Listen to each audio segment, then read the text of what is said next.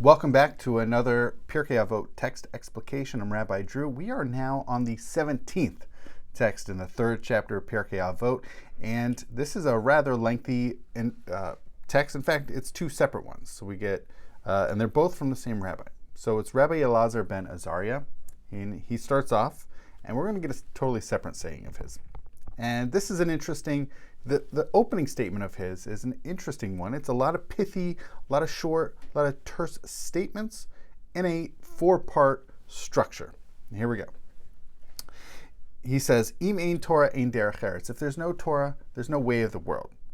Im ein derech eretz ein Torah. If there's no way of the world or common practice, there is no Torah. And what he's expressing here, many people want to break apart, and they say there's, the derech eretz, there's the ways of the world. This is what people do versus Torah.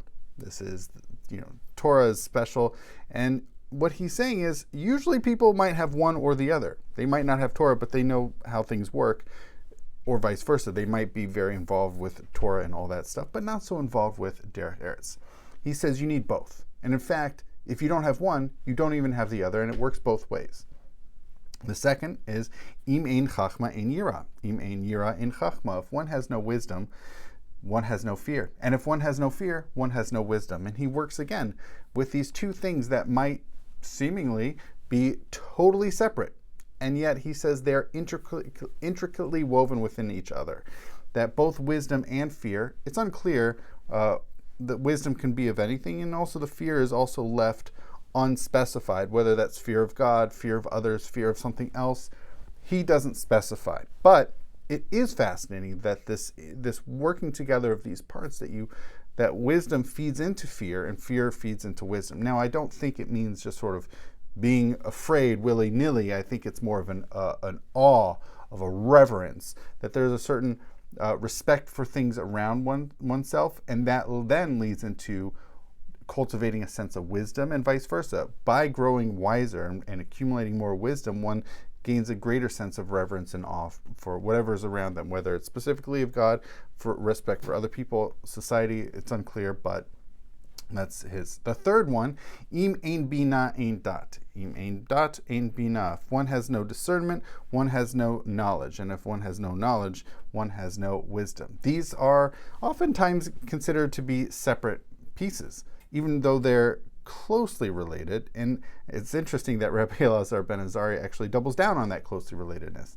The bina is as discernment, of actually understanding how something, actually being able to finally discern something, and knowledge of something. So now I do want to point out, we just heard in the previous piece of his statement about chachma, and that's wisdom, sort of being wise about something. We're now talking about dat, just simply knowing something, sort of like factual information, versus bina here, which is discerning, taking information and discerning different things. And so he's saying you need not only to just know information, but even though knowing information and discerning between the information might be two separate skills, nevertheless they feed into each other. That one having discernment can lead you into knowing more information. Knowing more information can then lead you into more finely discerning things. And the fourth and final one out of this statement is im ein kemach ein Torah, im ein Torah ein kemach. If one doesn't have flour, one doesn't have Torah. And if one doesn't have Torah, one does not have flour. Now, here what he's talking about by flour, it's a metonym. It's a catch-all phrase for bread in specific, but I think more broadly, all sorts of food. And so being able to have physical material sustenance and to be able to eat, that if you don't even have that sort of bare physical necessity, how can you manage to have any sense of Torah? Understanding it, studying Torah, achieving Torah, foundational, according to Rabbi Elazar ben Azariah. And also, I should point out, people often, just like we saw in the very first of these, the first part of this statement about Torah and derech eretz sort of being, people bifurcate them as being totally separate. I think he's taking the same thing. Torah people usually think is in over here, and kemach or sort of culinary and physical material needs, they often separate. And he's saying they're actually quite inseparable, despite their being so vastly different, and yet If you can't even physically sustain oneself and you're struggling, then how can you expect to endeavor in Torah? And vice versa. If you're only endeavoring in Torah, how can you, and if you don't have Torah, how could you even think to have flour? Which is interesting because many people don't have Torah and yet they have plenty of their own flour. So this is a very fascinating set of statements. So again, structure is a 4-part statement of taking Torah and Derech Eretz, Torah and ways of the world, of taking wisdom and fear, or awe. I'm going to translate it as awe or reverence, wisdom and knowledge, or discernment and knowledge, and then flour and Torah. So taking each of these things, sometimes being so very different, but he's saying they actually are interwoven and they work together, despite people often thinking that they're actually quite different. Okay, we're not done with this text because there's another statement of his included here. And it's introduced by Hu Haya Omer. I've mentioned Hu Haya Omer previously. This is he used to say, meaning this was a common saying, a common expression, a common phrasing of his. He says, Kol shechachmaso meruba mima'asav lama hu domeh. One whose wisdom is more plentiful than one's actions, positive actions, to what is this person comparable? Now, if this togetherness, and we're going to see sort of the flip side of this, if this sounds familiar, that's because it is.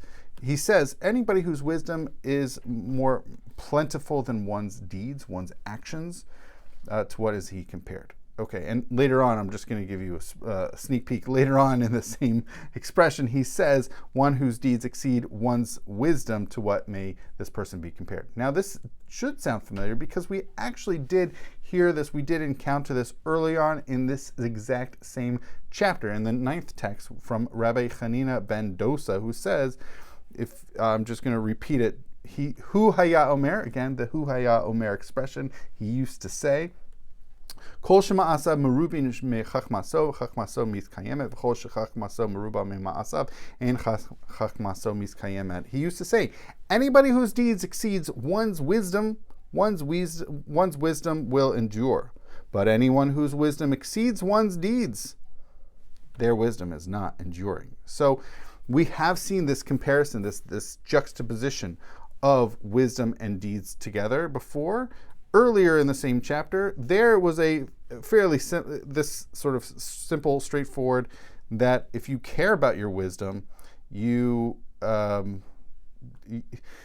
need to have your actions do more than your wisdom. But if you're just wiser than actually what you do, then it's not going to endure. So now he goes in a different direction than Rabbi Hanina ben Dosa. He actually expands it. He says, one whose wisdom exceeds one's deeds, to what may this person be compared? To a tree whose branches are numerous, but whose roots are few, so that when the wind comes, it uproots and overturns it. As it is said, quoting from the book of Jeremiah, chapter 17, he shall be like a bush in the desert, which does not sense the coming of good. It is set in the scorched places of the wilderness, in a barren land without inhabitants. He's not done, so he's got a second part. But one whose deeds exceeds one's wisdom, to what may this person be compared? To a tree whose branches are few, but roots are many, so that even if all the winds of the world come and blow upon it, they cannot move it out of its place, as it is said, also quoting from chapter 17 of Jeremiah, he shall be like a tree planted by water, sending forth its roots by a stream. It does not sense the coming of heat. Its leaves are ever fresh. It has no care in a year of drought. It does not cease to yield fruit. Now, very different. Now, this is also very different than Rabbi Hanina ben Dosa's articulation, because he was talking about someone who really cares about their wisdom. Is it even going to endure if you don't actually practice anything, or don't practice as much? And so here, Rabbi Elazar ben Azariah is saying, is comparing it using these arboreal comparisons, comparing it to trees, and also using these biblical verses from chapter 17 of the book of Jeremiah. So very interesting. I mean, this uprooted tree and branches and roots being uprooted is a much more image-filled. The imagery is a lot more. It's a greater way of sort of like setting that in our minds, of expressing what's going on here. So interesting to think about all these different things in tension with each other. All right, thank you so much for watching.